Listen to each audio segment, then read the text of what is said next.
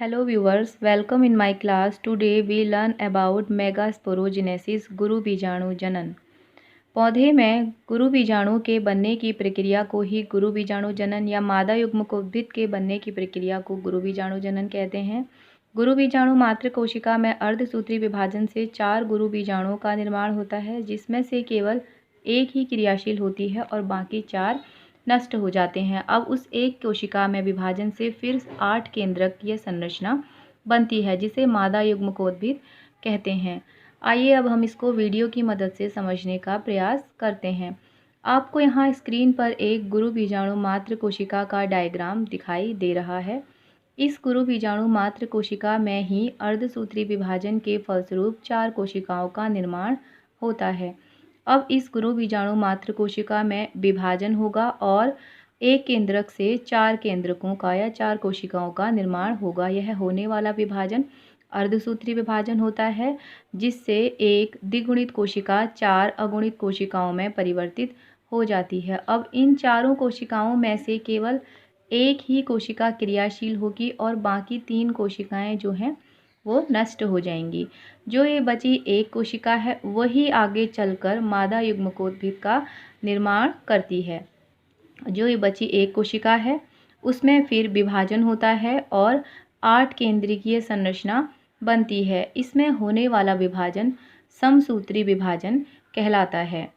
इसमें विभाजन के फलस्वरूप सर्वप्रथम एक कोशिका से 2 कोशिकाएं या 2 केंद्रक बन जाते हैं और यह दोनों केंद्रक दोनों सिरों की ओर चलने लगते हैं। जब यह दोनों सिरों की तरफ पहुंच जाते हैं तो इनमें फिर से एक विभाजन होता है, जिससे 4 केंद्रक बन जाते हैं और उसके बाद इनमें फिर से एक और विभाजन होता है, जिससे कि 8 केंद्रक बन जाते हैं।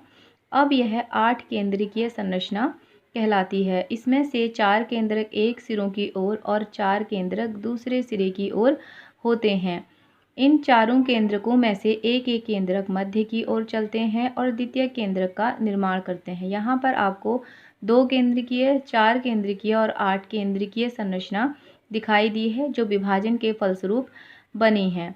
अब इन 4 केंद्रकीय या 8 केंद्रकीय संरचना में से दोनों तरफ के 4-4 केंद्रकों में से एक एक केंद्रक बीच की ओर चलेगा और साइडों में किनारों पर 3 केंद्रक रह जाएंगे। 3 केंद्रक ऊपर की ओर और 3 केंद्रक नीचे की ओर। 2 केंद्रक जो बीच की ओर चलेंगे, यहाँ पर यह समझने वाली बात है कि यह आपस में संयुग्मन करेंगे, लेकिन इनका जो केंद्रक है वो आपस में डिसॉल्व नहीं होगा। केवल इनका साइटोप्लाज्म आपस में डिसॉल्व होगा, लेकिन इनका केंद्रक डिसॉल्व नहीं होगा। इसीलिए यह 2 केंद्रक वाली संरचना होती है और इसको द्वितीय केंद्रक कहते हैं। ऊपर की ओर एंटीपोडल कोशिकाएं हैं, नीचे की ओर एग सेल और 2 सहायक कोशिकाएं हैं। एग सेल निषेचन का कार्य करती है और सिनर्जिड्स या सहायक कोशिकाएं उसको पोषण देती हैं। बीच में द्वितीय केंद्रक है, जिसमें निषेचन के बाद भ्रूणपोष का निर्माण होता है। ऊपर की जो कोशिकाएं हैं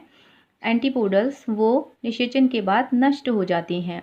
इस प्रकार किसी भी पौधे में मादा युग्मकोद्भिद या बीजाणु का निर्माण होता है। बीजाणु अलग अलग प्रजाति के पौधों में अलग अलग होते हैं, अलग अलग संख्या इनकी हो सकती है। जैसे आम में एक बीज देखने को मिलता है, मक्के में कई सारे बीज हमें देखने को मिलते हैं।